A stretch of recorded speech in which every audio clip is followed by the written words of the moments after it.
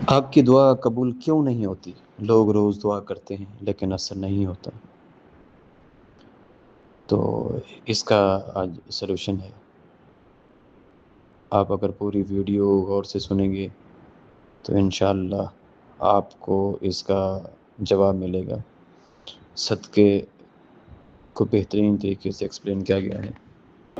اسی میں ہوتا ہے کہ وہ شیریں بات کا قصہ ہے، وہ انسان جو ہے اپنی جان کو کام کر دے گا، اس لیے کہ عشق پر سارا دار و مدار ہے۔ جس سے قلبی لگاؤ ہے اس کے لیے آپ مصائب جھیلیں گے، جس سے محبت ہے اس کے لیے تکلیفیں برداشت کریں گے۔ ہمارے ہاں کتنے ہیں، آپ خود اپنے گریبانوں میں جھانکیے، اپنے سینے پر ہاتھ رکھیے۔ آپ کو اولاد سے محبت ہے، اس اولاد کے لیے آپ کیا کچھ نہیں کرتے، کتنے پاپڑ نہیں بیلتے۔ ورنہ ایک آدمی کو اپنے 2 وقت کی روٹی کے لیے کتنی محنت کی ضرورت ہے۔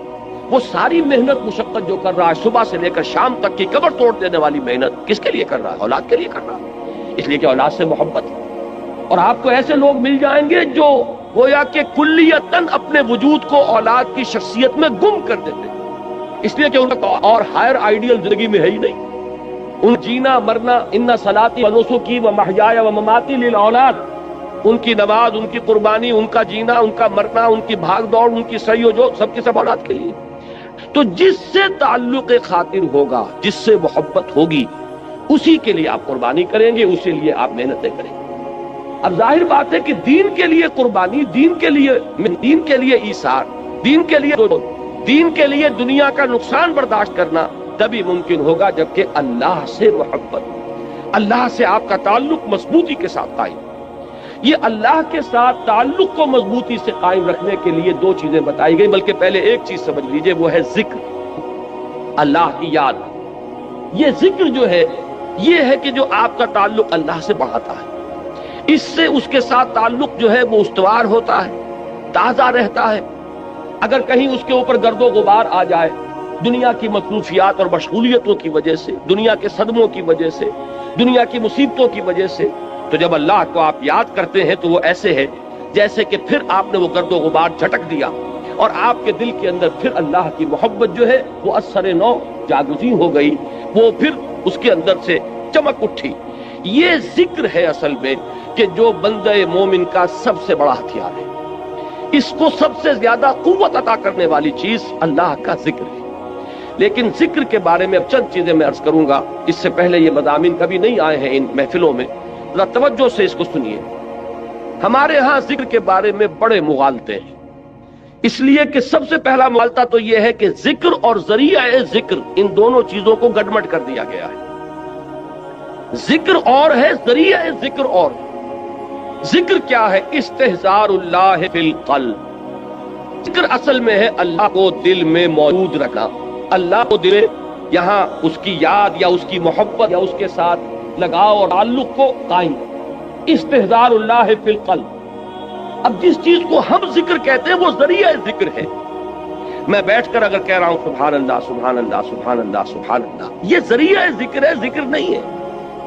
اب اگر یہ آپ سبحان اللہ کی تسبیح تو کر رہے ہیں لیکن دماغ آپ کا چکر لگا رہا ہے اپنے کاروبار میں، آپ نے کوئی پرابلم تھا، دکان سے اٹھ کر آئے ہیں اور ذہن آپ کا اسی پرابلم کو حل کرنے میں لگا ہوا ہے، تو چاہے تسبیح آپ نے پوری کر لی، تو ذکر کا یہ ذریعہ تو آپ نے اختیار کیا، ذکر آپ کو حاصل نہیں ہوا۔ اسی طریقے سے نماز کیا ہے؟ ذریعہ ذکر ہے۔ سورہ طٰہٰ کی بڑی پیاری آیت ہے وہ، اور وہ ابتدائی وحیوں میں سے ہے جو بلکہ پہلی وحی جو حضرت موسیٰ علیہ السلام پر ہوئی، اس میں الفاظ آتے اقم الصلاۃ لذکری، نماز کو قائم کرو میری یاد کے لیے۔ مقصود کیا ہے؟ ذکر، استحضار اللہ فی القلب، اس کا ایک ذریعہ یہ نماز ہے کہ آپ اپنے دھندوں میں لگے ہوئے تھے، اذان کی آواز آئی فوراً اٹھے، وضو کیا، آپ مسجد کی طرف چل پڑے، وہاں گئے، آپ کھڑے ہوئے نماز میں اور آپ نے سورہ فاتحہ جو یوں سمجھیے کہ پورے قرآن مجید کا لب لباب ہے، اس کا نچوڑ ہے، اس کا خلاصہ ہے، اس کو آپ نے ہر رکعت کے اندر پڑھا یا سنا۔ اگر آپ امام کے ساتھ ہیں، امام قرات کر رہا ہے، آپ سن رہے ہیں، اگر آپ علیحدہ پڑھ رہے ہیں تو آپ خود پڑھ رہے ہیں، تو آپ نے پڑھا یا سنا، اور اس کا نتیجہ کیا نکلا کہ تازہ ہو گیا وہ آپ کا تعلق اللہ کے ساتھ۔ جو گرد و غبار آ گیا تھا، یہ 4 گھنٹے 6 گھنٹے آپ دکان پر بیٹھے رہے، صبح 8 بجے آ گئے، دن کے 1 بجے تک نہ معلوم کتنے گاہک آئے، کیا کیا گفتگویں ہوئی. اب یہ جو آپ کے شعور کے اوپر ایک گردہ پڑ گیا، اللہ کے ساتھ تعلق کے اندر کچھ کمزوری واقع ہوئی ہے، اس کو تازہ کرنا. مجھے حفیظ جالندھری کا یہ شعر بہت پسند ہے، بڑا پیارا شعر ہے. ایسا نقشہ کھینچا ہے کہ سرکشی نے دیے دھندلے نقوش بندگی، آؤ سجدے میں گرے لوح جبیں تازہ کریں. یہ لوح جبیں پر ہمارا لکھا ہوا نا کہ ہم بندے ہیں اللہ کے، ہم آقا نہیں ہیں. ہم اپنے وجود کے مختار اور مالک نہیں ہے کہ جو چاہے کریں. ہم تو ہمارا آقا وہ ہے، ہم اس کے بندے ہیں. لیکن ہوتا کیا ہے، میں تو یہاں عرض کر رہا ہوں کہ خارجی اثرات جو ہیں کہ آپ کاروبار میں لگے رہے، کسی اور دھندے میں لگے رہے، ڈاکٹر ہے مریضوں کو دیکھ رہا ہے، کوئی بچہ چلا رہا ہے، کوئی عورت جو ہے وہ اپنے بچے کو چپ کرا رہا ہے، یہ کلینک کے اندر ایک طوفان مچا ہوا ہے. یہ 5 گھنٹے جو اس کیفیت میں گزرے ہیں اور اس سے ذرا اس تعلق میں اللہ کے اندر کمی آئی، اب آؤ کہ اس کو تازہ کر لیں. یہاں حفیظ نے بلکہ دوسری بات کی طرف توجہ دلائی. خود ہمارے اندر سے جو ابال اٹھتا رہتا ہے نفسانیت کا اور اپنے تکبر کا، اور شیطان جو پھونکے مارتا رہتا ہے ہمارے دل میں، اس سے بھی وہ بندگی کا نقش ہے وہ مدھم پڑ جاتا ہے. تو خارجی اثرات ہوں یا داخلی اثرات ہوں، ان سے اگر وہ عہد بندگی جو ہے جو ہماری پیشانی پر نقش تھا وہ کچھ مدھم پڑ گیا، تو آؤ کہ سجدے میں گرے تاکہ ہماری جبین جب زمین پر ٹکے اللہ کے سامنے تو ہمارا وہ گرد و غبار اوپر سے ہٹ جائے اور اللہ کی بندگی کا وہ نقش تازہ ہو جائے. تو سرکشی نے کر دیے دھندلے نقوش بندگی، آؤ سجدے میں گرے لوح جبیں تازہ کرے. تو نماز بھی ذکر کا ذریعہ ہے. آپ نے بات سمجھ لی؟ اب اگر ایک شخص نماز ادا کر رہا ہے، فرض کیجئے کہ اس نے 17 رکعتیں جو ہے وہ عشاء کی پڑھ لی، پوری 17 گن کر 4 پہلی سنتیں بھی، پھر 4 فرض بھی باجماعت ادا کیے، پھر 2 سنتیں، نفل، وتر، پھر نفل، سب کر لیے. لیکن دماغ کبھی کسی وادی میں، فی کل وادی یہی مون، کہیں کسی خیال میں، کہیں کسی چکر میں. وہ آپ کو اگر حضور قلب حاصل نہیں ہوا تو ذکر حاصل نہیں ہوا. اس کے یہ معنی نہیں کہ نماز بیکار گئی. یہ ہے بالکل منکرین سنت اور منکرین حدیث اس انتہا تک بات کو لے جاتے ہیں. آپ کی نماز ضائع نہیں جائے گی، اس لیے کہ آپ نے جو یہ مشقت جھیلی ہے، عشاء کی نماز ہے، اس وقت تو آپ کا جسم تھکا ہوا تھا، جسم جو اندر سے تقاضا کر رہا تھا کہ جاؤ لیٹ جاؤ آرام کرو. یا ممکن ہے کہ یہ تقاضا ہو رہا ہو کہ آج فلاں ڈرامہ آ رہا ہے ٹیلی ویژن پہ، چلو بیٹھو اس کو دیکھو. اس وقت اگر آپ ان تمام چیزوں سے منہ موڑ کر آئے، مسجد میں آپ نے حاضری دی، 17 رکعتیں آپ نے ادا کی، اللہ ظالم نہیں ہے کہ آپ کی اس مشقت کو وہ ان ریوارڈڈ رہنے دے. اس کی اجرت ملے گی، اس کا اجر ملے گا، اس کا ثواب ملے گا. آپ نے فرض سمجھا تو آئے نا، اللہ تعالیٰ کی طرف کے جناب میں آپ نے اپنے ایمان کا ایک ثبوت تو فراہم کیا نا کہ میں نے سمجھا ہے کہ یہ نماز فرض ہے، لہذا میں یہاں حاضر ہوا. اس لیے یہ نہ سمجھیے کہ یہ نماز ضائع جائے گی، ضائع نہیں جائے گی. فرض ادا ہو گیا، اس کا اجر و ثواب آپ کو ملے گا. لیکن یہ کہ جو اصل مقصد ہے وہ حاصل نہیں ہوگا، وہ ذکر جو اس کا اصل مقصد تھا وہ حاصل نہیں ہوگا اگر حضور قلب نہیں ہے. اگر آپ نے یہ محسوس نہیں کیا جیسے کہ حضور نے فرمایا صلی اللہ علیہ وسلم کہ جب نماز میں سجدہ کے لیے جب پیشانی زمین پر ٹکاؤ تو یوں محسوس کرو کہ گویا کہ تم نے اپنے رب کے قدموں پہ سر رکھ دیا. اب یہ کیفیت اگر کسی کو حاصل ہو رہی ہو، جب وہ کھڑا ہو اللہ کے حضور میں تو ایسے کھڑا ہو کہ جیسے واقعتاً اللہ مجھے دیکھ رہا ہے، کم سے کم اس درجے کا استحضار حاصل ہو جائے کہ میں اللہ کے حضور میں اس وقت حاضر ہوں. جیسے حضور نے فرمایا اذا قمت للصلاۃ فصل صلاۃ المودع، جب نماز پڑھنے کھڑے ہو تو یہ سمجھ کر پڑھو کہ شاید یہ زندگی کی آخری نماز ہو، پھر شاید نماز کی نوبت نہ آئے. کیا پتا کس کے پاس گارنٹی ہے کہ عشاء کی نماز پڑھ کر آپ نکلے یا فجر کی نماز پڑھ کر آپ مسجد سے نکلے اور کوئی تیز رفتار گاڑی آپ کو رونتی ہوئی کچلتی ہوئی چلی جائے اور واپس جو ہے وہ آپ کی لاش پہنچے گھر، آپ زندہ سالم نہ پہنچے. تو ہر نماز سے پہلے اگر انسان یہ محسوس کرے جیسے کہ حضور نے فرمایا، کس قدر یہ پریکٹیکل ایک سائیکولوجیکل نفسیاتی جو ہے تعلیم ہے کہ جب بھی نماز پڑھنے کھڑے ہو تو یہ سمجھ کر پڑھو کہ شاید یہ زندگی کی آخری نماز ہے اور عین ممکن ہے کہ اس کے بعد نماز کا وقت نہ آئے. تو یہ کیفیات آپ سوچئے کہ اگر حاصل ہو نماز میں تو پھر وہ نماز کیا ہوگی؟ وہ نماز وہ ہوگی جسے حضور نے فرمایا کہ الصلاۃ معراج المومنین، یہ نماز اہل ایمان کے حق میں معراج کے درجے میں ہے. اس میں ہم کلام ہوتے ہیں آپ اللہ سے، جیسے کہ حضور ہم کلام ہوئے معراج اللہ تعالیٰ کے ساتھ. تو یہ نماز کا ذریعہ. اب میں ایک بات کہہ رہا ہوں تیسرے نمبر پر، یہ سبحان اللہ سبحان اللہ سبحان اللہ یہ بھی ذکر کا ذریعہ ہے. نماز پڑھتے ہیں آپ، یہ بھی ذکر کا ذریعہ ہے.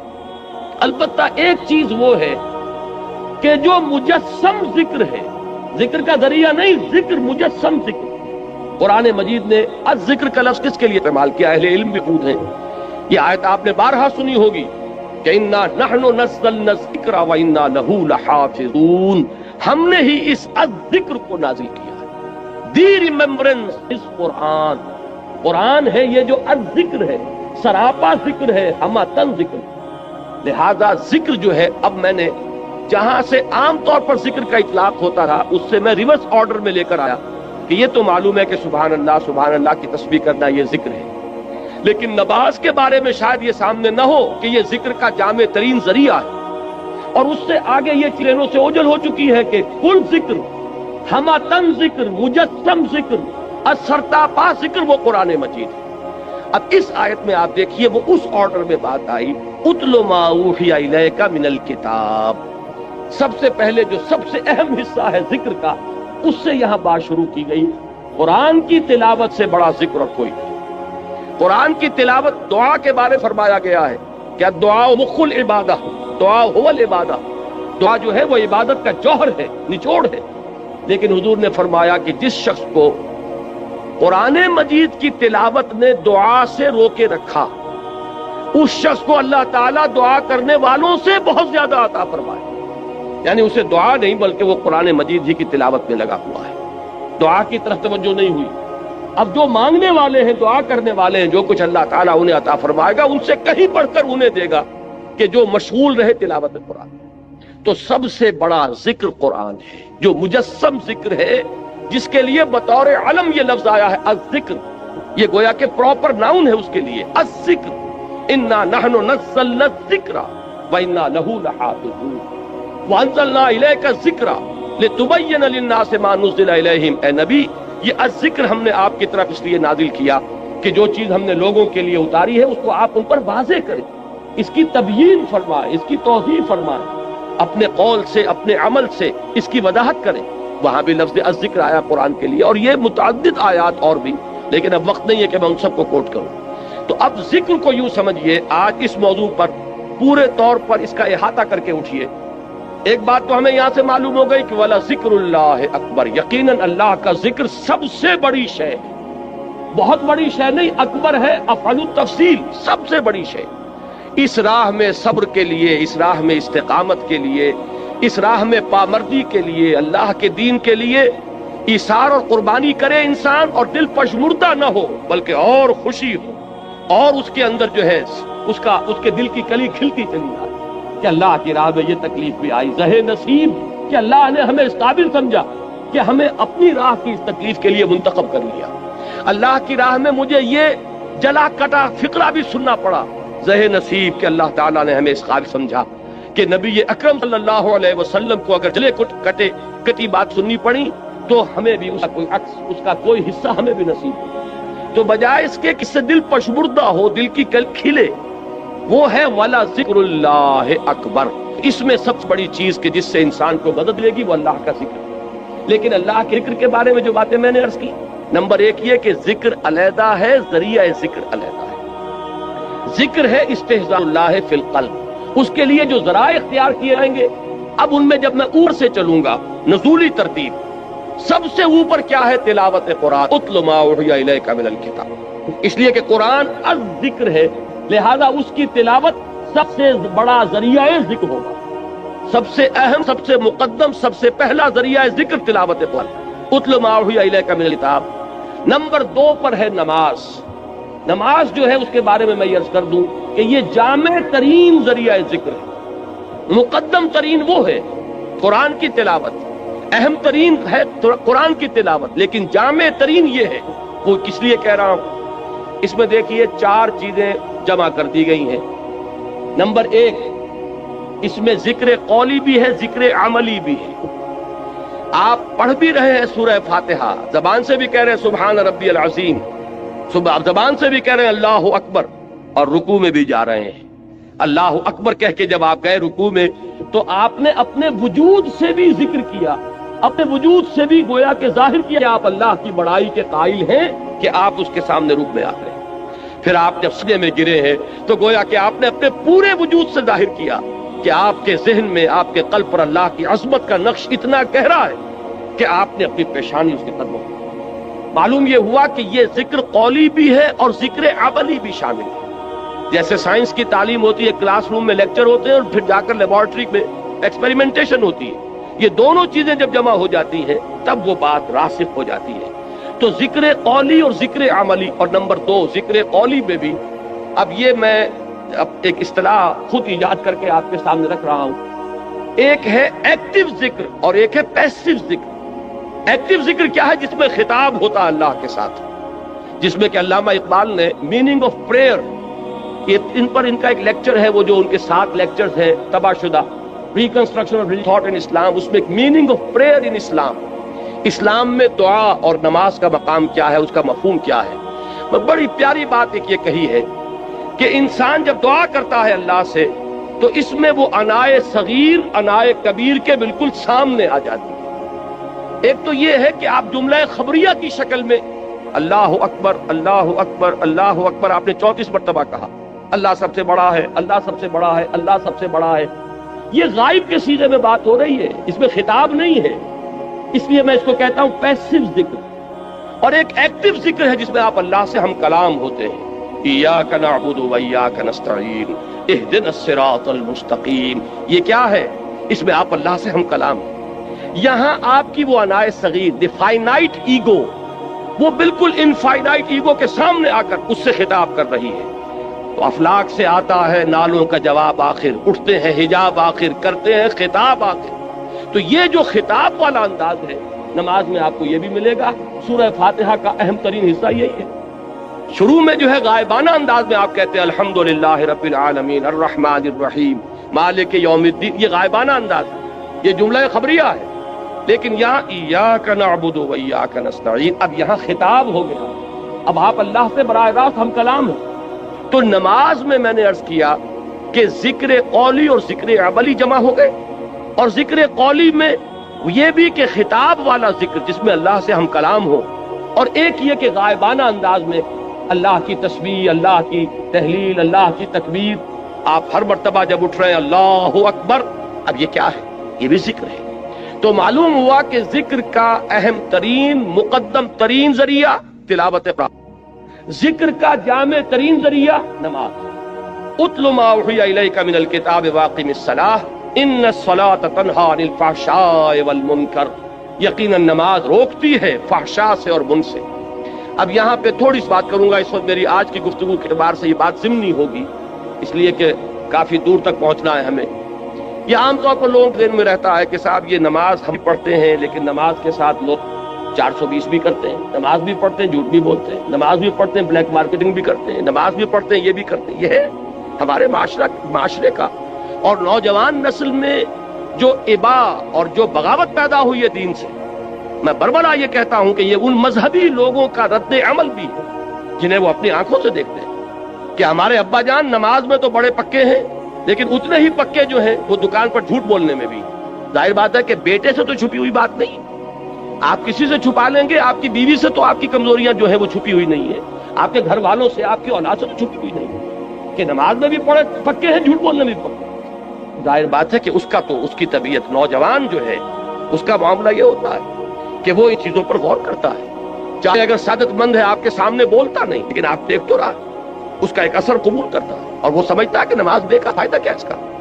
اگر نماز کے ساتھ یہ بھی ہے، اگر نماز کے ساتھ سنگ دلی بھی ہے، ایک غریب آدمی کو دیکھ کر آپ کا دل نہیں پسیجا، نوجوان جو ہے اس کا بھی تاثر قبول کرتا ہے کہ ہمارے ابا جان کے پاس کتنی کچھ دولت ہے اور اس نے اپنے ایک دکان کے ملازم کے ساتھ کیا سلوک کیا. اس کی بیوی بیمار تھی، اسے کچھ قرض کی ضرورت تھی اور ابا جان نے کس طریقے سے ڈانٹ دیا، دھتکار دیا. یہ نوجوان جو ذہن ہے یہ ان چیزوں کو دیکھتا ہے اور ان سے امپریشن لیتا ہے، اس سے تاثر لیتا ہے. تو یہ مسئلہ ہمارے ہاں کے زندہ مسئلوں میں سے کہ کیا وجہ ہے کہ ہماری نمازیں جو ہے بے اثر کیوں ہو گئی. قرآن دعوے سے کہہ رہا ہے کہ نماز تو فحش اور بے حیائی کے منہ سے روکتی ہے، جبکہ ایسے لوگ ہمیں نظر آتے ہیں معاشرے کے اندر کہ نماز میں ہو سکتا ہے. میں نے مثالیں دی ہیں بعض اوقات، جب میں اپنی MBBS سے فارغ ہو کر تازہ گیا تھا منٹگومری جو اب سوال کہلاتا ہے، میں وہاں 2 اشخاص کو دیکھا. ایک وہاں حاجی بلیکیا کے نام سے مشہور تھا، اس کی یہ داڑھی تھی لمبی، اور نہ صرف یہ کہ نماز میں 100%، بلکہ وہ خاصا آسودہ حال کھاتا پیتا آدمی تھا، اس کے پاس ڈپو تھے اور ڈپو ہی میں بلیک ہوتی تھی، تو وہ اذان بھی خود جا کر دیتا تھا، 5 وقت کی اذان وہ شخص دیتا تھا. یعنی جہاں تک عبادت کا تعلق ہے، یہ ایک صاحب ساہیوال کے بیٹھے ہوئے سر ہلا رہے ہیں، تو وہ ان کے ذہن میں وہ صاحب آ گئے ہوں گے، لیکن بہرحال میں کسی متن شخص تو نہیں، میں تو ایک مثال کے طور پر آپ سے کہتا ہوں کہ یہ ہمارے معاشرے کے اندر وہ حاجی بلیکیا جو ہے وہ نوجوان نسل پر اپنے اس دین کا کیا اثر قائم کر رہا ہے. اور اس کے ساتھ ہی بالکل پیرلل ایک حاجی رشوت تھے، وہاں وہ انکم ٹیکس کے اندر وہ انسپیکٹر تھے، ان کی بھی داڑھی بہت طویل اور نمازی بہت کے، لیکن وہ خوب رشوت لیتے خود بھی اور رشوتیں دلواتے تھے مسجدوں کو بھی. جا کے جب وہ کسی پارٹی کا گلا دباتے تھے تو اپنے لیے بھی کچھ لیتے تھے اور اللہ کو نہیں بھولتے تھے، اللہ کے گھر کے لیے بھی چندے لے لیتے تھے. یہ ہے ہمارے ہاں کی وہ دینداری کہ جس کی وجہ سے واقعہ یہ ہے کہ نوجوان نسل میں اگر دین سے دوری ہوئی ہے تو اس کے کچھ اسباب ہیں. اے باد صبا ہی ہما آوردہ تست، یہ ہمارے اپنے کرتوت ہے کہ جس کی وجہ سے نوجوان نسل میں بغاوت پیدا ہوئی. وہ کیوں ہے؟ وہ اسی وجہ سے ہے کہ یہ نماز رہ گئی رسم اذان، روح بلالی نہ رہی. پوری زندگی کے ساتھ اس کی کوئی کوآرڈینیشن نہیں ہے، اس کی کوئی مطابقت نہیں. زندگی میں جو کچھ امنگیں ہیں، ارادے ہیں، جو ویلیوز ہیں، ویلیوز ان لائف، اس کا اس نماز کے ساتھ کوئی تعلق نہیں رہا. یہ ایک اپینڈکس ہے، یہ ایک ضمیمے کی حیثیت سے انسان کی زندگی کے اندر علیحدہ جڑی ہوئی شے ہے، اس کا اس کے اصل سیرت سے، اصل کردار سے کوئی تعلق. یہ وجہ ہے کہ یہ نماز وہ نماز نہیں ہے. ہمارا یہ حج 30 لاکھ افراد حج کر رہے ہوں، لیکن یہ کہ کوئی دنیا میں اس کا اثر، ہمارے ہاں سے اگر 1 لاکھ افراد حج کر کے آئیں تو کوئی 1% دیانتداری معاشرے میں ہر سال اگر بڑھے اس 30 یا 1 لاکھ افراد کے حج کرنے سے، تو آج 40 سال 40واں شروع ہو چکا ہے، 40% تو ہمارے ہاں دیانتداری بڑھتی اور بددیانتی گھٹتی. لیکن نہیں، معلوم ہوتا ہے کہ وہ جو کچھ ہے وہ سب ہے. نماز و روزہ و قربانی و حج یہ سب باقی ہیں، تو باقی نہیں. وہ بیچ میں جو روح ہے وہ نکل چکی، اب یہ ریچولز کی شکلیں اختیار کر چکے ہیں یہ اعمال. یہ وجہ ہے، ورنہ واقعہ یہ ہے کہ بندہ مومن کے لیے سب سے بڑی تلوار وہ یہ نماز، اللہ کے ساتھ تعلق قائم کرنے والی سب سے بڑی چیز نماز. اچھا ذکر کی بات کر رہا تھا، مقدم ترین اہم ترین ذکر تلاوت قرآن، نمبر 2 نماز، نمبر 3 وہ جو حضور صلی اللہ علیہ وسلم سے جو مسنون دعائیں ہیں. دیکھیے یہ ہے نمبر 3 پر، اذکار مسنونہ اور ادعیہ مسنونہ. ان میں یہ ہے کہ کوئی ایڈیشنل ٹائم آپ کو نہیں لگتا. آپ اگر کار میں بیٹھ رہے ہیں، سواری پر سوار ہونے کی دعا ہے، اتر رہے ہیں اس کی دعا ہے، صبح اٹھے ہیں دعا ہے، آپ بیت الخلاء میں داخل ہو رہے ہیں دعا ہے، بیت الخلاء سے باہر نکلے ہیں دعا ہے، آپ پھر اب وضو کرنے بیٹھے، وضو کے بعد فارغ ہوئے، مسجد کے لیے نکلے گھر سے دعا ہے، مسجد میں داخل ہوئے دعا ہے. مسجد میں تو رہیں گے تو وہ تو ہے ہی نماز، وہ تو سراپا ذکر ہے. واپس آئیں گے پھر دعا ہے، گھر میں داخل ہوں گے پھر دعا ہے، بازار کے لیے نکلیں گے دعا ہے، واپس آئیں گے دعا ہے، سفر پر جائیں گے دعا ہے، واپس آئیں گے دعا ہے. یہاں تک کہ آخری بات عرض کر دیتا ہوں کہ آپ تعلق زن و شوق کرتے ہیں تو بھی دعا ہے. کوئی عمل زندگی کا ایسا نہیں ہے جس کے لیے مسنون دعا نہیں. آئینہ دیکھتے ہیں تو دعا ہے، کپڑے بدلتے ہیں تو دعا ہے. یہ دعا جب انسان یاد کر کے مانگتا ہے تو اس سے ایک تیر میں 2 شکار ہوتے ہیں. کیا کہ ایک طرف تو دعا میں آپ کس سے خطاب کر رہے ہیں؟ اللہ سے، اور دوسرے یہ کہ الفاظ کون سے استعمال کیے جو منقول ہیں رسول اللہ سے صلی اللہ علیہ وسلم. تو گویا کہ 2 نسبتیں قائم ہو گئیں. نماز آپ نے اگر کھانا کھایا، الحمدللہ الذی اطعمنا وسقانا وجعلنا امین، کس کا شکر؟ اللہ کا. اور کس کے الفاظ ہیں یہ جو آپ اس وقت ادا کر رہے ہیں؟ محمد الرسول اللہ کے. تو گویا کہ لا الہ الا اللہ اور محمد الرسول اللہ دونوں نسبتیں جو ہماری ہیں وہ تازہ ہو گئیں اس دعائے مسنونہ سے. تو نمبر 3 میں اس کو رکھیے. پنجاب میں وہ بڑا پیارا جملہ ہے اس کے لیے کہ دنیا کا کوئی بھی کام آپ کر رہے ہیں تو ہتھ کار ول دل یار ول، دل اللہ کے ساتھ لگا رہے اور ہاتھ کاموں میں مشغول رہے. اقبال نے حضرت فاطمہ زہرا رضی اللہ تعالی عنہا کے لیے جو اشعار کہے ہیں اس میں بڑے پیارے الفاظ آئے ہیں کہ آسیہ گرداں لب قرآن سرا، کہ حضرت فاطمہ رضی اللہ تعالی عنہا جب چکی پیستی تھی تو قرآن مجید پڑھتی جاتی تھی، اس لیے کہ چکی پیسنے میں تو صرف ہاتھ ہی لگتا ہے نا. میں نے خود دیکھا ہے، اپنی ایک بزرگ میری رشتے میں وہ دادی بنتی تھی، میں نے یہ نقشہ دیکھا ہے اپنے بچپن میں کہ وہ بیٹھی ہیں اور چکی پیس رہی ہیں، اور ساتھ ہی یہ ہے کہ وہ قرآن شریف پڑھ رہی ہیں. معلوم یہ ہوا کہ ظاہر بات ہے کہ یہ مشقت جسمانی ہو رہی ہے نا. اس وقت آپ کا ذہن فارغ ہے، اس وقت آپ کی زبان فارغ ہے. اگر اس وقت آپ تلاوت قرآن کر رہے ہوں تو گویا کہ آپ کا کوئی ایڈیشنل ٹائم نہیں لگا، وہ ہاتھ جو ہے چکی پیسنے میں مصروف ہے، لیکن آپ نے یہ ذکر الہی کی نعمت جو ہے اضافی طور پر حاصل. تو تیسرے نمبر پر، نمبر 1 قرآن، تلاوت قرآن، نمبر 2 اقامت صلاۃ، نمبر 3 اذکار مسنونہ اور ادعیہ معصورہ. وہ جو ذکر حضور نے بتایا، اب نماز کے بعد ہے یہ 33 بار سبحان اللہ، 33 بار الحمدللہ، 34 بار اللہ اکبر، یہ حضور کا بتایا. تو ظاہر بات ہے حضور کے بتائے ہوئے اذکار، ان کی بہت بڑی قدر و قیمت ہے، بڑی اہمیت ہے. اور وہ دعائیں کہ جو حضور سے منقول ہیں یہ ہے. اور چوتھے نمبر پر ہمارے جو یہ سلاسل ہیں، یہ چشتی سلسلہ ہے، یہ قادریہ سلسلہ ہے، انہوں نے اپنے اپنے زمانے میں لوگوں کی ذہنیتوں کو سامنے رکھ کر یہ جو اذکار جو انہوں نے مدون کیے کہ یہ سلسلہ ذکر ہے چشتیہ کا، یہ ذکر خفی ہے، یہ ذکر جلی ہے، یہ چوتھے نمبر پر لائیے. اس لیے کہ وہ لوگ بہت ماہر تھے نفسیات کے، اور انہوں نے اپنے زمانے میں اگر مفید سمجھ کر وہ طریقے مدون کیے ہیں تو ٹھیک ہے، مجھے ان سے اختلاف نہیں ہے. لیکن خدا کے لیے انہیں چوتھے نمبر پر رکھیے. اگر اس کو نمبر 1 پر لے آئے اور اصل ذکر آپ نے اسی کو سمجھا اور تینوں منزلیں جو ہے کود کے کراس کر گئے تو یہ اصل میں ریورس ہو جائے گا. سارا ریشو پروپورشن کا معاملہ غلط ہوتا ہے. نمبر 1 پر قرآن، نمبر 2 پر نماز، نمبر 3 پر اذکار مسنونہ اور ادعیہ معصورہ، اور نمبر 4 پر اذکار وہ کہ جو مختلف سلسلوں میں جو تصوف کے یا ذکر کے جو طریقے ہیں ان میں جو بھی تجویز کیے جائیں. اگر یہ ترتیب رہے گی تو انشاءاللہ تعالیٰ اس کی تمام برکات جو ہیں صحیح طور پر آئیں. بہرحال یہاں اس پوری آیت کا جو نتیجہ نکلا وہ کیا ہے؟ جو شخص اللہ کے دین کے لیے جد و جہد میں، محنت میں، کشمکش میں مبتلا ہو، اس کو جان لینا چاہیے کہ اس میں صبر و ثبات کے لیے اصل چیز کیا ہے؟ اللہ کے ساتھ تعلق. اللہ کے تعلق کے لیے کیا چیز ہے؟ اللہ کا ذکر. اللہ کے ذکر کے لیے یہ 4 چیزیں ہیں: تلاوت قرآن، اقامت صلاۃ، ادعیہ معصورہ، اذکار مسنونہ، اور جو اس کے علاوہ ذکر آپ کسی سلسلے میں منسلک ہیں تو جو آپ کے مرشد نے، آپ کے جو بھی جن سے آپ نے سلسلہ تعلق قائم کیا، جو ذکر وہ بتائے. اب آئیے اگلی آیت، وَلَا تُجَادِلُوا أَهْلَ الْكِتَابِ إِلَّا بِالَّتِي أَحْسَنُ إِلَّا الَّذِينَ ظَلَمُوا مِنْهُمْ، اور مت جھگڑو اہل کتاب سے مگر بہت ہی عمدہ طریقے سے، اس طریقے سے جو سب سے عمدہ ہو. اس لیے کہ یہاں بھی احسن ہے، جیسے وہاں اکبر ہے، وَلَذِكْرُ اللَّهِ أَكْبَرُ، افعل التفصیل. یہاں بھی احسن جو آیا ہے یہ سپرلیٹو ڈگری، سب سے اعلیٰ طریقے پر ان سے جھگڑو. ابھی میں بتاؤں گا کہ مجادلے کا مطلب کیا ہے. إِلَّا الَّذِينَ ظَلَمُوا مِنْهُمْ، سوائے ان کے جو ان میں سے ظالم ہوں، جو ظلم کریں، تعدی کریں، دست درازی کریں. اب یہاں بات سمجھ لیجئے، تعویل خاص جو ہے اس کے اعتبار سے یہ حکم ہو رہا ہے مسلمانوں کو اہل کتاب کے ضمن میں، اس لیے کہ حضور صلی اللہ علیہ وسلم اور صحابہ کرام جب اس دین کی کشمکش میں مبتلا تھے، دعوت دے رہے تھے اور ادھر سے رد عمل ہو رہا تھا، مصیبتیں تھیں، مشکلات تھیں، تو عرب میں 2 طبقے تھے.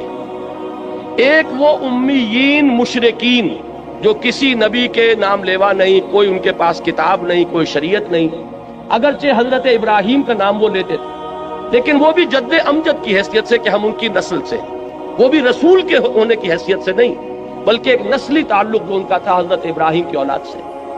دوسرا طبقہ تھا یہ اہل کتاب، نصارہ اور یہود. یہ کون تھے؟ یہ گویا کہ سابقہ مسلمان امت تھی، اس لیے کہ یہ تو کتابوں کے ماننے والے، رسولوں کے ماننے والے، شریعت کے ماننے والے. تو یہ 2 طبقے ہوئے کہ جو اس وقت تھے کہ جن سے نبی اکرم صلی اللہ علیہ وسلم اور صحابہ کرام کو سابقہ پیش آئے. اب ان میں سے جہاں تک مشرکین کا تعلق ہے، ظاہر بات ہے کہ وہ تو ضلالا بعیدہ والی بات ہے، بہت دور نکل گئے، مشرک ہیں، بتوں کو پوج رہے ہیں، ان کے ہاں تو کوئی بھی خیر موجود ہے ہی نہیں. لیکن جہاں تک ان اہل کتاب کا تعلق ہے، اگرچہ اخلاقی طور پر کیا آپ نے اس کی صفائی کی ان کی طرف سے، ایک اور کوئی حملہ ہو گیا، تو یہ بحث و نزاع جو ہے یہ جدال ہے. اب اس میں ظاہر بات ہے کہ جب آپ دین کے غلبے کی جد و جہد کر رہے ہیں تو آپ یہ نہیں کہہ سکتے کہ بھائی کسی سے کچھ نہ کہو، کسی سے مت الجھو، الجھنا تو پڑے گا، دین غالب کیسے ہوگا؟ اس لیے کہ جو بھی باطل کے پرستار ہیں وہ تو راستہ روک کے کھڑے ہیں، وہ تو نہ یہ چاہتے ہیں کہ دین کا پیغام عام ہو، نہ یہ چاہتے ہیں کہ کوئی دین کی طرف پیش قدمی کرے، تو الجھنا تو پڑے گا، تصادم تو ہوگا، وہ تو ناگزیر ہے۔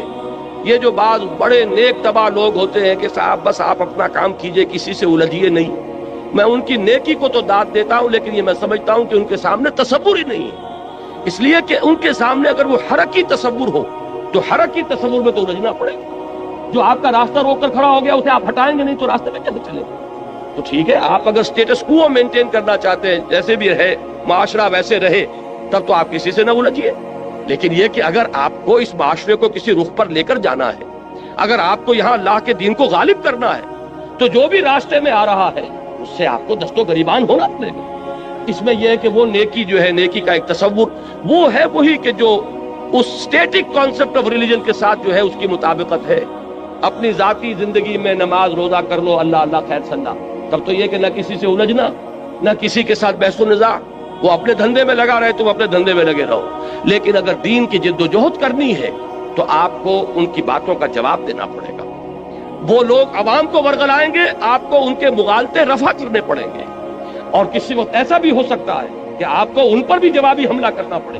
قرآن مجید میں آپ کو نظر آ جائے گا بنی اسرائیل سے جو خطاب ہوا ہے سورہ بقرہ میں، 5ویں رکوع سے لے کے 15ویں رکوع تک، ان پر قرآن مجید نے ان کی جو غلطیاں تھیں، ان کی جو خامیاں تھیں، ان کی تاریخ کے جو اہم واقعات تھے کہ جن سے کہ انہوں نے اللہ اور اس کے رسول کے راستے سے جو انحراف کیا تھا، ان سب کا کھول کر پردہ چاک کیا گیا، اور ایک بڑی مفصل قرارداد فرد جرم جو ہے ان کے اوپر عائد کی گئی ہے۔ تو یہ سارا کام کرنا پڑتا ہے، لیکن یہ کہ اہل کتاب کے ساتھ ایک احتیاط کی ضرورت ہے کہ ایک تو مشرکین ہیں، ان کا معاملہ یہ ہے کہ وہ بہت دور نکل گئے ہیں اپنی ضلالت اور گمراہی میں، لیکن یہ بہرحال کسی نہ کسی درجے میں زبانی کلامی اللہ، رسول، آخرت، کتاب، شریعت، نبوت، وحی، فرشتے، ان سب کو مانتے ہیں، لہذا ان کے ساتھ بہت نرم رویہ اختیار کریں۔ وَلَا تُجَادِلُوا أَهْلَ الْكِتَابِ إِلَّا بِالَّتِي هِيَ أَحْسَنُ، اور مت جھگڑو، مت مجادلہ کرو اہل کتاب سے مگر اس طور سے کہ جو بہت ہی اعلیٰ۔ اب آپ غور کیجئے کہ یہ تو تعویل خاص سے بات واضح ہو گئی، اب تعویل عام پر آئیے، جو اصول ہے تفسیر کا، الاعتبار لعموم اللفظ لا لخصوص السبب، اصل اعتبار جو ہے الفاظ کی عمومیت کا کیا جائے گا، نہ کہ ایک خاص پس منظر کا جن میں وہ آیات نازل ہو۔ اب اس کو جنرلائز کیجئے تو وہ بات کیا بنے گی؟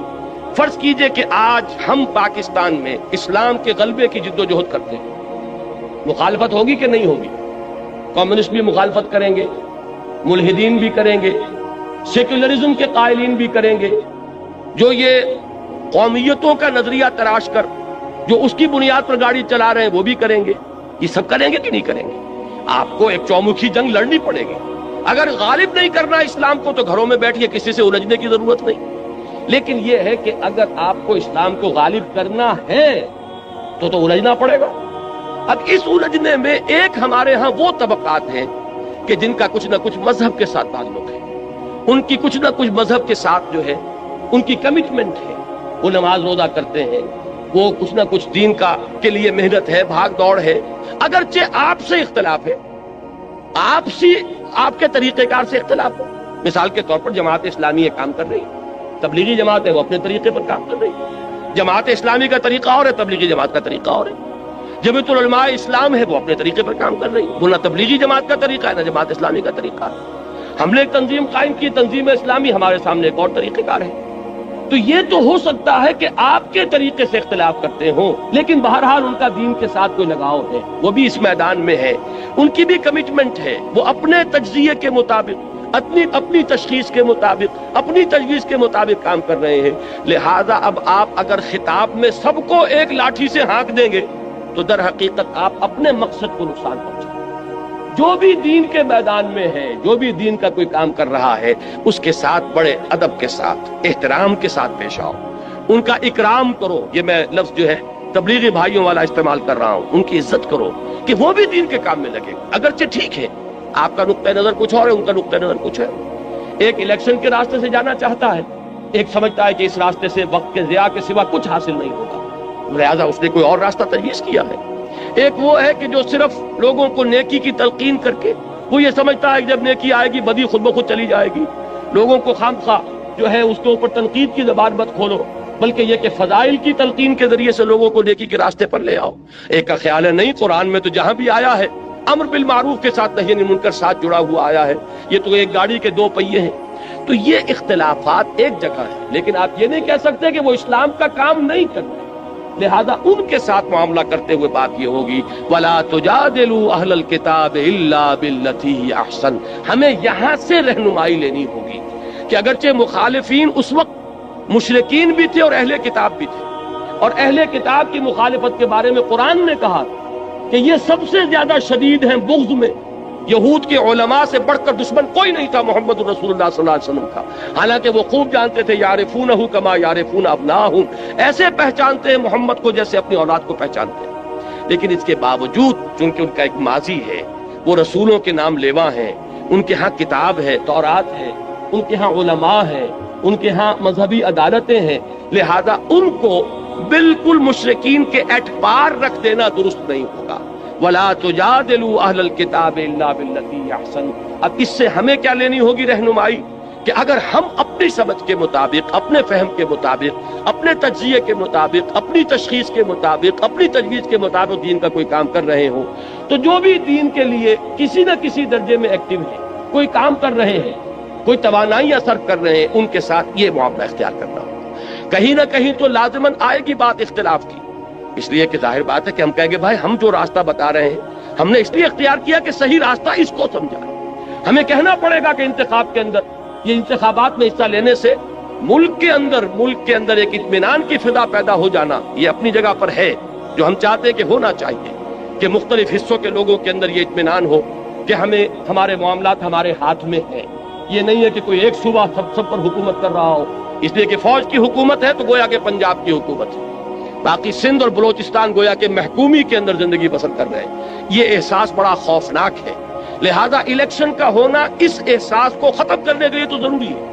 البتہ اسلام الیکشن کے راستے سے نہ قطعاً آنا محال مطلق، ناممکن، اس کے لیے تو انقلابی راستہ اختیار کرنا پڑے گا۔ اب اگر یہ بات میں زور دے کر نہ کہوں تو میری اس بات کے اوپر کون توجہ کرے گا، کون آئے گا میرے اس راستے پر، کون میرا دست و بازو بنے گا، کون میرا ساتھ دے گا؟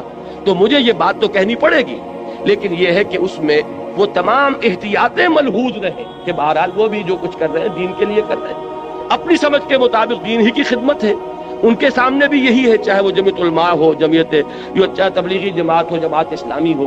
تو ہمیں یہاں سے یہ دوسری ہدایت ہے کہ جو اخذ کرنی ہے، وَلَا تُجَادِلُوا أَهْلَ الْكِتَابِ إِلَّا بِالَّتِي أَحْسَنُ إِلَّا الَّذِينَ ظَلَمُوا مِنْهُمْ۔ یہ ذرا مشکلات القرآن میں سے یہ مقام، سوائے ان کے جو ان میں سے ظلم پر، سرکشی پر، تعدی پر اور حق تلفی کے اوپر کمر کسنے۔ اب یہ استثناء کس سے ہے؟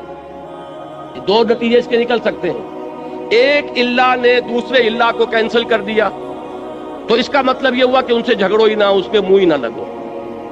اور ایک یہ ہو سکتا ہے کہ یہ اس اللہ نے صرف احسن کی نفی کی ہے، گویا کہ ان کے ساتھ جھگڑو تو انہیں ترکی بترکی جواب بھی دے سکتے ہو، اس لیے کہ جن لوگوں کے بارے میں یہ یقین ہو جائے کہ یہ نہ سننا چاہتے ہیں نہ ماننا چاہتے ہیں، نہ کوئی معقول بات سننے کے لیے تیار ہے، انہوں نے مخالفت پر کمر کس لی، انہوں نے فتوی بازی شروع کر دی ہے راستہ روکنے کے لیے، تو ظاہر بات ہے کہ اگر ان کے ساتھ بھی اگر آپ نے وہ معاملہ اختیار کیا تو وہ گویا کہ اپنی منزل کو آپ کھوٹا کریں، ان کا جواب دینا پڑتا، کسی وقت سختی کا جواب سختی کے ساتھ دینا پڑتا، لیکن اس میں بھی بڑی احتیاط کی ضرورت ہوگی۔ یہ دونوں مفہوم اس میں موجود ہیں۔ اچھا، اب جو بات یہ تو ہوئی منفی بات، مثبت بات کیا ہے؟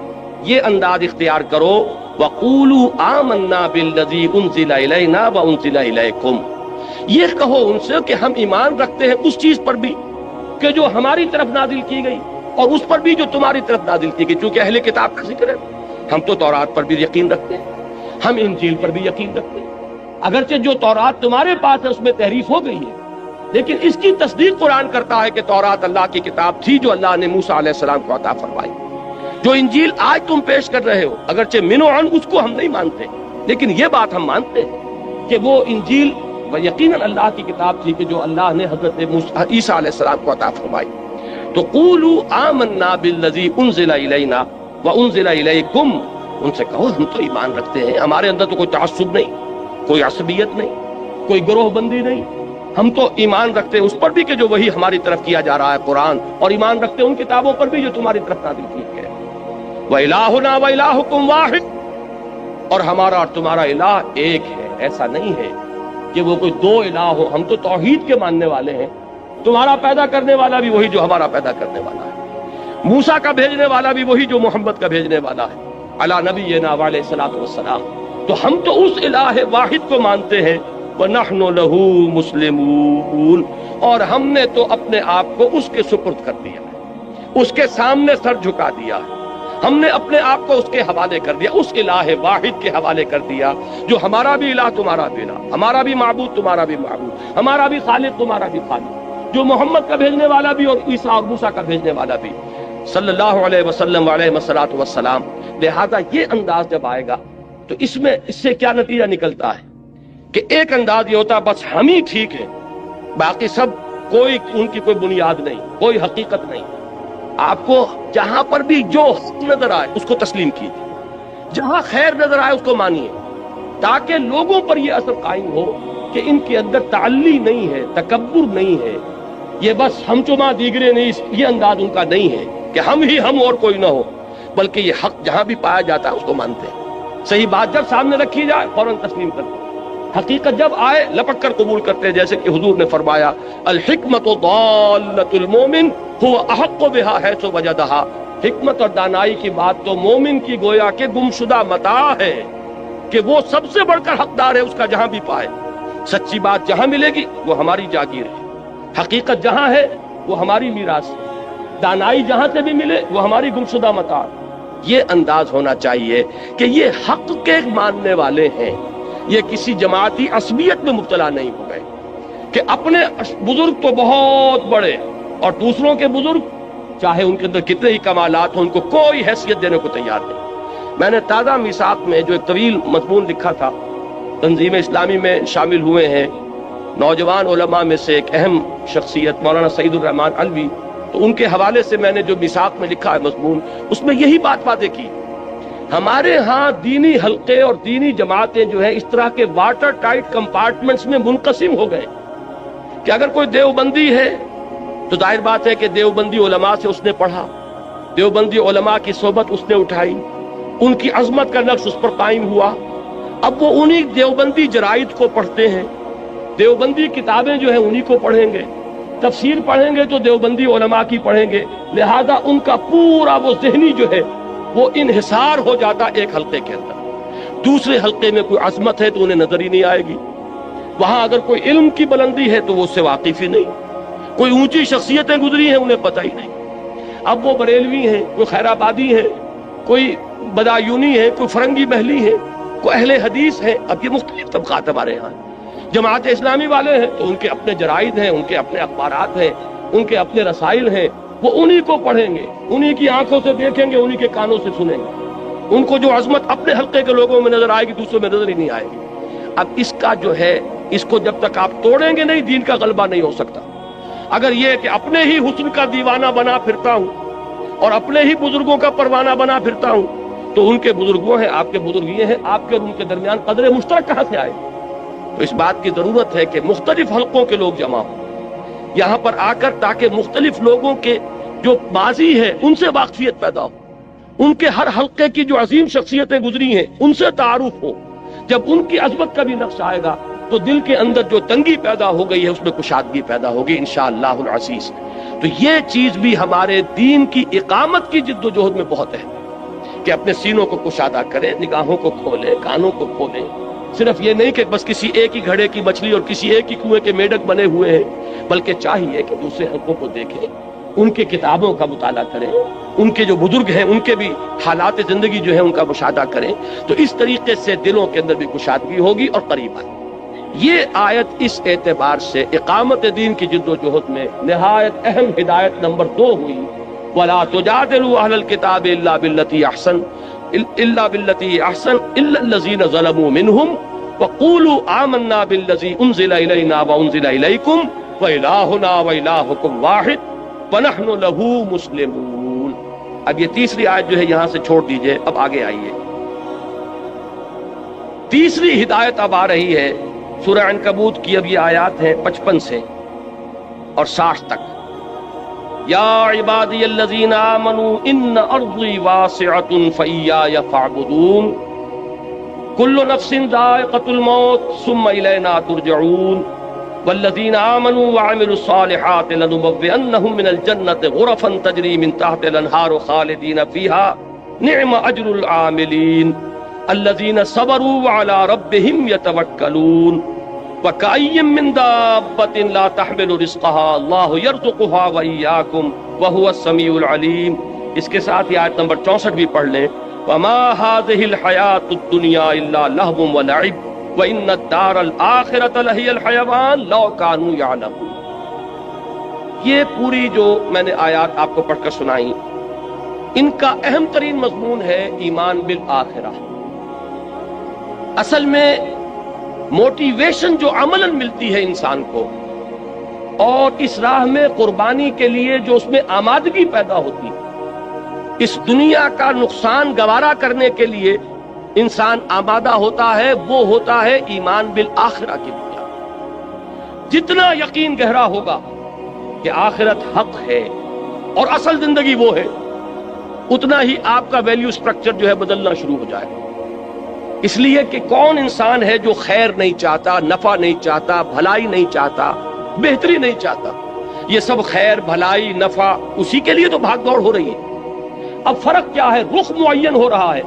اگر آخرت ذہن میں نہیں ہے تو ساری خیر دنیا کی خیر، ساری بھلائی دنیا کی بھلائی، سارا نفع دنیا کا نفع، ساری کامیابی دنیا کی کامیابی۔ اور اگر آخرت پر یقین ہو گیا جیسا کہ ہونا چاہیے، دیکھیے آخرت کے یقین کے بھی بہت سے درجے ہیں۔ ایک تو یہ کہ ہم زبان سے مانتے ہیں جی ہاں اٹھنا ہے، بعث بعد الموت ہے، جی اٹھنا ہے، آخرت ہے، لیکن آپ کے ذہن میں ریشیو پروپورشن قائم نہیں ہوا کہ آخرت کسے کہتے ہیں، دنیا کسے کہتے ہیں، ان کے درمیان مناسبت کیا ہے، نسبت کیا ہے۔ آخرت کی زندگی ابدی زندگی، یہ فانی زندگی، کوئی نسبت قائم ہوگی؟ جن لوگوں نے میتھمیٹکس پڑھا ہے وہ فائنائٹ اور انفائنائٹ میں کوئی نسبت قائم کر سکتے ہیں؟ ایک چیز انفائنائٹ لامحدود اور ایک چیز فائنائٹ۔ 80 برس بھی جی لو گے تو آخر ایک دن تو موت کا دن آئے گا کہ یہاں سے جانا ہوگا، اور 80 کی گارنٹی کس کے پاس ہے؟ کس کے پاس گارنٹی ہے کہ کل صبح کا سورج جو طلوع ہوتا ہوا اپنی ان آنکھوں سے دیکھ سکے؟ معلوم ہوا کہ دنیا کی یہ زندگی اتنی عارضی، اتنی ناپائیدار، اتنی فانی، اتنی ناقابل اعتماد کہ ایک دن کا بھی یقین نہیں۔ وہ بڑا پیارا مصرع ہے کہ سامان 100 برس کا ہے اور پل کی خبر نہیں، اس کو یقین ہے، لیکن ہماری ساری بھاگ دوڑ جو ہے ہو رہی ہے دنیا کے لیے، اس لیے کہ دنیا پر پورا یقین قائم ہے، دنیا تو نقد ہے آنکھوں کے سامنے۔ اب اگر یہ چیز ذہن میں قائم ہو جائے کہ وہ ابدی زندگی، ہمیشہ کی زندگی، بلکہ ابھی اس آیت کا ترجمہ کر لیجئے جو آخر میں پڑھی ہے، وَمَا هَٰذِهِ الْحَيَاةُ الدُّنْيَا إِلَّا لَهْوٌ وَلَعِبٌ وَإِنَّ الدَّارَ الْآخِرَةَ لَهِيَ الْحَيَوَانُ لَوْ كَانُوا يَعْلَمُونَ۔ یہ اس دنیا کی زندگی تو سوائے کھیل اور تماشے کے کچھ ہے ہی نہیں۔ حقیقت میں تو آخرت کا گھر وہ ہے اصل زندگی، کاش کہ انہیں معلوم ہوتا۔ اب آپ غور کیجئے، انسان کے عمل پر سب سے زیادہ اثر انداز ہونے والا عقیدہ آخرت ہے، کہ اس سے سارا نقشہ بدل جاتا ہے۔ اصل زندگی وہ زندگی ہے، تو یہ زندگی جو ہے یہ تو کھیل تماشا ہے۔ ایک شخص کو آپ کو معلوم ہے ایک ڈرامے کے اندر بادشاہ کا رول مل گیا، ایک سینما آپ پکچر دیکھ رہے ہیں، اس میں کوئی شخص جو ہے وہ سکندر اعظم بنا بیٹھا ہے یا کوئی اور بادشاہ بنا بیٹھا ہے، آپ کو معلوم ہے کچھ نہیں ہے، یہ 3 گھنٹے کا کھیل ہے، اس کے بعد کچھ بھی نہیں، یہ سب کپڑے وپڑے اتر جائیں گے اور وہاں جا کر جب یہ اپنا کپڑا اتار دے گا تو وہی فلاں ابن فلاں رہ جائیں گے، اللہ اللہ خیر سلام۔ کوئی فقیر اس کے اندر فقیر کا رول پلے کر رہا ہے، وہ فقیر تو نہیں ہے، وہ بھی ایک ایکٹر ہے، یہ بھی ایک ایکٹر ہے۔ تو دنیا کی یہ زندگی آپ 30 برس کی شمار کر لیں، وہ 3 گھنٹے کا ایک کھیل ہے، یہ 30 برس کا ایک کھیل۔ 30 برس اس لیے کہہ رہا ہوں کہ پہلے 20 برس تو ویسے نکال دیجئے کہ وہ بھی شعور کے نہیں ہوتے، اور 50 برس کے بعد سے آپ کی ڈھلوان شروع ہو جاتی ہے، 70-80 پر پہنچنے کے بعد تو آدمی پھر ہو جاتا ہے وَمَن نُعَمِّرْهُ نُنَكِّسُهُ فِي الْخَلْقِ، کہ جتنا بوڑھا ہوا اتنا ہی بچہ ہو گیا۔ معلوم ہے اس کے درمیان میں کتنی ہے، 30-40 برس کی ایک ایوریج ہے جو آپ کی فعال زندگی ہے، جس میں کہ آپ کچھ بناتے ہیں، محنت کرتے ہیں، بھاگ دوڑ کرتے ہیں. کسی نے کارخانہ بنایا تو اسی میں بنایا، کسی نے کاروبار جمایا تو اسی میں جمایا، کوئی پروفیشن میں شائن کر رہا ہے تو وہ بھی یہی وقت ہے. اب سوال یہ ہے کہ یہ وقت ہے میرے پاس کل، اور وہ زندگی ابدی زندگی ہے، تو اب اس کا بیشتر اور بہتر اس کے لیے انویسٹ کروں گا کہ نہیں کروں گا؟ یہ بالکل منطقی بات ہے، دو اور دو چار کی طرح. اگر آخرت کا یقین نہیں ہے، یا یہ کہ آخرت کا یہ یقین تو ہے کہ آخرت ہوگی، لیکن دل میں آپ نے چور پیدا کر لیے ہیں کہ فلاں ہستی کے دامن سے بندھے ہوئے ہم تو نکل جائیں گے، ہمیں پکڑنے والا کوئی نہیں ہے، ہم نے فلاں کے ہاتھ میں ہاتھ دے رکھا ہے، وہ ہمیں لے جائے گا، یا وہاں کسی کی سفارش کام کر جائے گا، یا وہاں پر ہم تو بخشے بخشائے ہیں، نحنو ابناء اللہ واحباؤہ، ہم تو اللہ کے بیٹوں کے مانندے بڑے چہیتے ہیں، آگ ہمیں چھو ہی نہیں سکتی، اگر چھوئے گی بالفرض تو چند دن، لن تمسنا النار الا ایاما معدودات.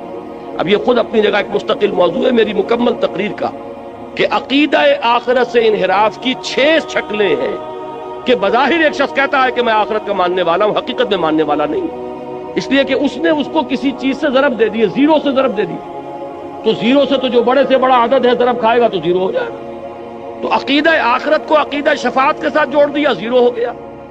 عقیدہ آخرت کے ساتھ نحن ابناء اللہ واحباؤہ، ہم جو کچھ بھی ہیں لیکن تیرے محبوب کی امت میں ہیں، وہ آخرت تو زیرو ہو گئی. پھر کیا اس کا فکر رہے گا؟ کیا اس کی آپ کو کوئی فکر دامن گیر ہوگی کہ اس کے لیے کچھ بنانا ہے، کچھ اس کے لیے سامان کرنا ہے، آخرت کے لیے کوئی توشہ آخرت فراہم کرنا ہے؟ کوئی ضرورت ہی نہیں، اس لیے کہ ہم جو کچھ بھی ہیں تیرے محبوب کی امت میں ہے، لہذا جنت تو ہمارا پیدائشیت ہے، وہاں تو ہماری ریزرویشن موجود ہے، لہذا کوئی خوف نہیں. اب یہ شکل جہاں ہوگی وہ عقیدہ آخرت بالکل معدوم ہو کر رہے، اس کا آپ کے عمل پر کوئی اثر نہیں. لیکن یہ 6 ہیں اس سے مراحل، جس کو میں اس وقت تفصیل سے بیان نہیں کر سکتا. اس وقت جو مجھے بتانا ہے وہ یہ ہے کہ پریکٹیکل موٹیویشن، ایثار اور قربانی. ابھی میں آ رہا تھا، میرے ساتھ ایک ساتھی تھے، ہماری تنظیم اسلامی شکاگو کے اہم کارکن ہیں، وہ آئے ہوئے ہیں 3 مہینے کے لیے یہاں پاکستان، اور میرے ساتھ سفر پر آئے. انہوں نے اپنی ایک آبزرویشن میرے سامنے بیان کی کہ میں یہ دیکھتا ہوں کہ دین کے لیے جو لوگ کام کرتے ہیں، لیکن اگر انہیں کوئی نقصان ہو جاتا ہے یا کوئی تکلیف ہوتی ہے تو بجائے اس پر کہ اس پر ان کے چہرے پر بشاشت پیدا ہو، پشمردگی آ جاتی ہے. حالانکہ بشاشت پیدا ہونی چاہیے. یہ میں نے کہا کہ آپ کی آبزرویشن جو ہے یہ بہت صحیح ہے، بہت درست ہے. اس کا سبب کیا ہے؟ سبب یہ ہے کہ ہم کسی وجہ سے، عام طور پر ہمارے ہاں دین کا کام جو ہو رہا ہے وہ کوئی کمیونٹی ورک کے طور پر ہو رہا ہے، کوئی ایک قومی جد و جہد ہے، جیسے پاکستان کی تحریک تھی، قومی جد و جہد تھی، لیکن ہم نے اس میں نعرہ اسلام کا لگایا. پاکستان کا مطلب کیا؟ لا الہ الا اللہ. اسی طریقے سے ہمارے ہاں بہت سے لوگ بظاہر دین کا کام کر رہے ہوتے ہیں، لیکن ان کی اصل موٹیویشن جو ہے وہ آخرت کی نہیں ہوتی، آخرت کا یقین ان کا جذبہ محرکہ نہیں ہوتا، آخرت پہ جس درجے کا پختہ ایمان ہونا چاہیے وہ حاصل نہیں ہے. ورنہ تو یہ کہ یہاں کا گھاٹا ہو کر، گھوٹا دیکھ کر انسان کو خوشی ہونی چاہیے کہ یہاں جو مجھے ڈیبٹ ہو رہا ہے وہاں کریڈٹ ہو رہا ہے، یہاں جو نقصان ہو رہا ہے وہاں میری عاقبت بن رہی ہے. یہ یقین اگر ہوگا تو اگر کوئی تکلیف آئی تو بجائے پشمردگی کے استبشار پیدا ہوگا. یہ سورہ توبہ میں لفظ استعمال ہے، فَاسْتَبْشِرُوا بِبَيْعِكُمُ الَّذِي بَایَعْتُم بِهِ، تو خوشیاں مناؤ، تم پر تو بشاشت طاری ہونی چاہیے. جیسے حضرت خبیب کا لفظ آیا تھا کہ جب انہیں سولی دی جا رہی تھی تو جب پہلا نیزہ جو ہے ان کے کلیجے میں چبھویا گیا تو ان کی زبان سے بات نکلے، فزت ورب الکعبہ، کعبے کے رب کی قسم میں کامیاب ہو گیا. یہ اگر بشاشت کی کیفیت نہیں ہے تو اس کا سبب کیا ہے کہ معلوم ہوتا ہے کہ آخرت پر ہمارا یقین اتنا پختہ نہیں. ورنہ اللہ کے وعدے راح و ریحان و جنت نعیم، وہ جنت کے جس کے نعمتیں وہ ہیں کہ جن کا ہم اس دنیا میں تصور تک نہیں کر سکتے، اگر اس کے وعدے پر یقین ہے. اسی لیے سورہ عنکبوت کے پہلے رکوع میں آیا تھا، میں نے پوری تفصیل سے بیان کیا تھا کہ یہ نہ سمجھنا کہ تمہارے ساتھ جو ہم وعدے کر رہے ہیں، من کان یرجو لقاء اللہ فإن اجل اللہ لآت وهو السمیع العلیم والذین آمنوا باللہ والذین آمنوا وعملوا الصالحات لنکفرن عنہم سیئاتہم وَلَنَجْزِيَنَّهُمْ أَحْسَنَ الَّذِي كَانُوا يَعْمَلُونَ. یہ سارا کس لیے کہ یقین رکھو تمہاری یہ محنتیں اکارت نہیں جائیں، تمہارا یہ اثار، تمہاری یہ قربانیاں، تمہاری یہ مشقتیں یہ ان ریوارڈڈ نہیں جائیں گی. تمہارا وہ پروردگار دیکھ رہا ہے. اے بلال، جو تم پر بیت رہی ہے تمہارا رب دیکھ رہا ہے. اے خباب، جو کچھ تم پر اس وقت گزر رہی ہو تم اپنے رب کی نگاہوں میں ہو. فَإِنَّكَ بِأَعْيُنِنَا، ہم سب کچھ سن رہے ہیں. اے بلال، اس حال میں کہ تمہارے سینے کے اوپر بھاری سل رکھی ہوئی ہے اور اوپر سے سورج آگ برسا رہا ہے اور نیچے سے زمین توے کی طرح جل رہی ہے، اس وقت بھی تمہاری زبان سے جو لفظ نکل رہا ہے احد احد احد احد، اللہ سن رہا ہے کہ میرا ایک بندہ ہے جو اس مشقت کے اندر بھی میری توحید کا نعرہ لگا رہا. تو یہ چیزیں یوں ہی نہیں چلی جائیں گی، اس کا بھرپور صلہ تمہیں ملے گا، بھرپور بدلہ ملے گا. جب تم ہمارے حضور میں حاضر ہوگے خلعتوں سے نوازے جاؤ گے. اگر یہ یقین پیدا ہو جائے تو پھر بڑی سے بڑی قربانی بہت سہل ہوگی، بڑی سے بڑی تکلیف آئے گی، طبیعت میں خوشی ہوگی کہ اللہ نے، جیسا کہ میں نے پہلے کہا تھا، زہ نصیب کہ اللہ نے ہمیں اس قابل سمجھا کہ ہماری ہڈی اپنے راستے میں توڑوائی، ہمیں یہ مصیبت اپنی راہ میں پہنچائی. یہ اللہ تعالیٰ کی طرف سے گویا کہ شرف قبول ہو جانے کا ایک ثبوت ہے کہ اللہ تعالیٰ نے ہمیں قبول فرما لیا ہے. یہ انداز ہوگا کب؟ جب کہ آخرت کا یقین. تو فرمایا وما هذه الحیات الدنیا الا لہو ولعب، یہ دنیا کی زندگی تو سوائے کھیل کود کے کچھ نہیں. جیسے ڈرامہ ہوتا ہے 3 گھنٹے کا، یہ 30 برس کا ڈرامہ ہے. کسی کو ہم نے جھوپڑی میں پیدا کر دیا ہے، کسی کو گولڈن سپون کے ساتھ پیدا کر دیا ہے. سلور سپون نہیں، گولڈن سپون. لیکن یہ کہ یہ بھی جب آنکھ کھلی گل کی تو موسم تھا خزاں کا، ذرا سی دیر ہے ادھر آنکھ کھلی، وہ 60 کروڑ تقسیم ہوئے ہوں یا 60 ارب تقسیم ہوئے ہوں، وہ بہرحال جو دنیا سے گیا اس کے لیے تو 1 پیسہ بھی نہیں ہے. یہ بات اچھی طرح سمجھ لیجئے کہ چاہے کوئی وڈیرے کے گھر پیدا ہو گیا، کوئی جھوپڑی میں پیدا ہو گیا، یہ اس دنیا کی زندگی ہی کا ہے نا ایک رول. ہو سکتا ہے کہ جو یہاں کسی جھوپڑی کے اندر اپنی زندگی کے دن گزار رہا ہے اور کسی چٹائی پر بیٹھا ہوا ہے، وہ وہاں ان عالی شان محلات کا وارث بنے، جیسا کہ یہاں آ رہا ہے من الجنت غرفا تجری من تحتها الانہار خالدین فیہا.